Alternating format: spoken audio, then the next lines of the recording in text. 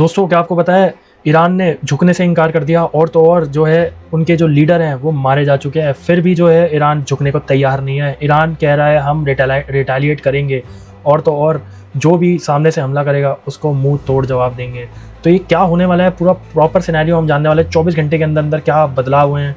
जो लीडर है top knows खमानी वो मर चुके हैं, उसके बाद जो है टॉप लीडरशिप कौन संभाल रहा है, वो सारी चीज़ें हम इस वीडियो में जानने वाले हैं, और वो भी ऐसे नहीं पीपीटी के साथ जानने वाले हैं। तो शुरुआत होती है ईरान और इजराइल वॉर की। इजराइल जो है यूएस से जो है इजराइल को बैक करता है। ईरान के साथ कोई नहीं खड़ा हुआ, मतलब पूरा वर्ल्ड सब न्यूट्रल है, ईरान के साथ कोई भी नहीं खड़ा। बट ईरान झुकने को तैयार नहीं है। ईरान ने अपनी बैलिस्टिक मिसाइल सब चीज़ें लगा चुका है, और 24 घंटे में क्या हुआ है, पूरी की पूरी जियोपॉलिटिक्स बदल चुकी है। क्यों बदल चुकी है? जो ईरान के टॉप मोस्ट लीडर हैं खमानी साहब वो मर चुके हैं। जो टॉप मोस्ट लीडर है, जो मतलब वहाँ के आप समझ लो प्रेसिडेंशियल पावर है, जिनके पास सब कुछ सारी पावर थी, वो मर चुके हैं। हुआ कैसे? वो जो है बंकर में छुपे हुए थे, और बंकर का जो पता है वो मोसाद को पता था। मोसाद कौन है? मोसाद जो है इजराइल की इंटेलिजेंस है, जो कि वर्ल्ड की नंबर 1 इंटेलिजेंस है, जिसने जो है हमला करके मार दिया है। किसको मार दिया है? खमानी साहब, और टॉप मोस्ट लीडरशिप को मार दिया है। मतलब बहुत ज़्यादा जो अपर रैंक वाले थे लोग, हाई वैल्यू टारगेट्स उन्होंने जो है टारगेट किए थे। जो यूएस है, यूएसए ने हाई वैल्यू टारगेट किया था। क्यों टारगेट किया था? क्योंकि वो कह रहे थे कि भैया सबको ख़त्म कर देंगे, हम अपनी सत्ता वहाँ पर लेकर आएंगे, मतलब अपने बंदे को लेकर आएंगे, ताकि यूएस का डोमिनेंस बन सके, अपना ट्रेड कर सके, सब चीज़ें जो ये यूएस आज से नहीं पहले से करता आ रहा है। बट जो और देश हैं वो सिर्फ मुहर्रा देखते आए हैं, जिसके चलते यूएस ने उसका चीज़ का फ़ायदा उठाया है।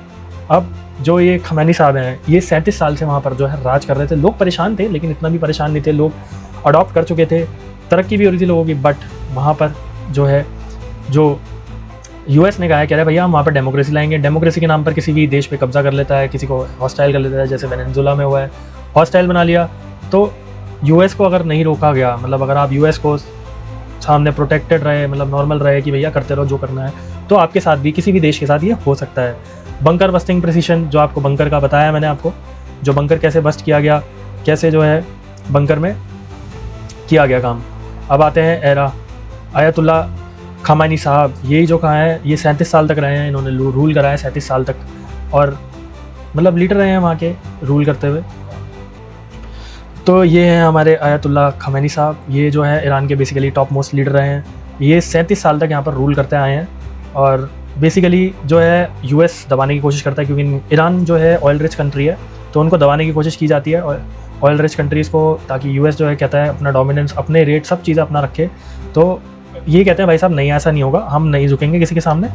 और अब बात करते हैं हम इंटेलिजेंस मोसाद के बारे में। मोसाद जो है, मोसाद टॉप इंटेलिजेंस है, और जिसने क्या किया, डिजिटल इन्फिल्ट्रेशन करा वहाँ पर। डिजिटल इन्फिल्ट्रेशन मतलब भाई पहले सबसे पहले तो वहाँ पर जो भी एजेंसीज़ ने इंटेलिजेंस दी वो दी उसको, इनको मारने के लिए, इनको आयतुल्ला खमानी साहब को मारने के लिए, ठीक है, उनको इंटेलिजेंस दी। ठीक है, इंटेलिजेंस देने के बाद क्या हुआ, अब उन्होंने क्या किया, सारे मोबाइल फ़ोन हैक कर लिया। वहाँ पर जितने भी मोबाइल फ़ोन हैं, लोकल पेजेस हैं, सब चीज़ों को हैक कर चुके हैं। ह्यूमन एसेट सब हैक हो चुके हैं। वहाँ पर जो लोगों को बोला जा रहा है, भैया अगर आप वहाँ पर जो है बचना चाहते हो तो भैया प्रोटेस्ट करो, रोको सब चीज़ों को। अगर प्रोटेस्ट नहीं करोगे, अगर हमारे खिलाफ खड़े होगे तो हम मार देंगे। तो ये वहाँ पर हैक करके लोगों के मोबाइल्स को हैक करके उनके मोबाइल में दे रखा है। इकोनॉमी जो है इनकी चोक कर दी गई है। 20% जो है ग्लोबल कंट्रोल करता है ईरान, जिसने ग्लोबल ऑयल और एलएनजी ट्रांजिट रहता है। तो ग्लोबल ऑयल और ट्रांजिट जो मैंने आपको स्टेट ऑफ वो बताया था ना, वो जो है होल्ड करता है वर्ल्ड का 20% ऑयल और एलएनजी वगैरह। तो रुकेगी तो पूरे वर्ल्ड पे इफेक्ट आएगा। 30% के तो ऑयल के रेट वैसे ही बढ़ चुके हैं, और आप देख ही रहे होगे, जिसके चलते अगर जैसे ऑयल क्या होता है, ऑयल हर इंडस्ट्री की, हर फैक्ट्री की, हर नेशन की इम्पॉर्टेंट रिसोर्स है, जिसको चाहिए होता है वर्किंग, इकनॉमी की वर्किंग के लिए चाहिए होता है। अब वो चलो वो भी ख़त्म हुआ। अब क्या हुआ, सक्सेशन।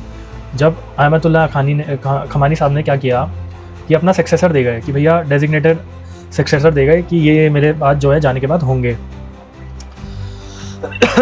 और सक्सेसर होने के बाद क्या है उनके पास, जो ईरान है, ईरान आज के टाइम पर क्यों डोमिनेंस कर रहा है, क्यों भैया मैं रुकने को तैयार नहीं है। भैया 2000 से ज़्यादा बैलिस्टिक मिसाइल्स हैं उनके पास, जैसे आएंगे ताबड़तोड़ हमले करते रहेंगे। ऐसा नहीं है यूएस के पास नहीं है, लेकिन यूएस के पास ट्रांजिट नहीं है, वो पहुँचाने में जब तक पहुँचाएंगे तब तक इजराइल पूरा ख़त्म हो चुका होगा अगर करना चाहे तो उनके पास ये है। आई टू आई जो है वो बिल्कुल डटे हुए हैं, खड़े हुए हैं। अच्छा न्यूक्लियर की बात करें, न्यूक्लियर देखो ईरान के पास तो नहीं है, ठीक है।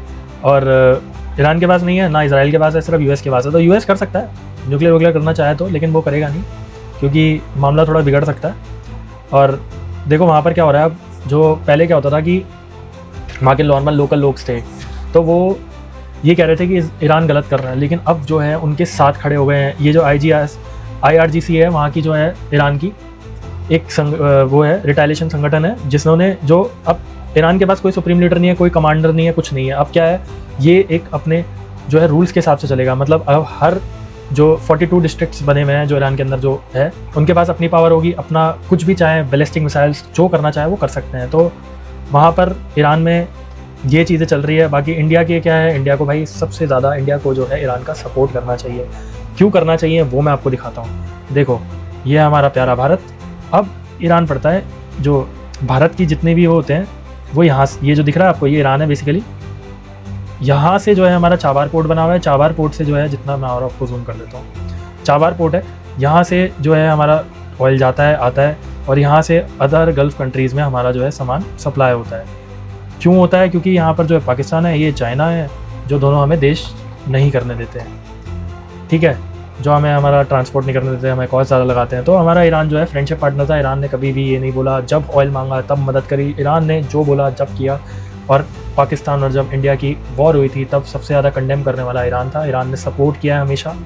इसराइल ने जो है यूएस के साथ नहीं करा है, सपोर्ट कभी नहीं किया। यूएस ने तो बल्कि शहबाज शरीफ को अपने घर बुलाया, जो कि पाकिस्तान के मेजर हैं, उन्हें अपने घर बुलाया, खाना खिलाया, सब कराया।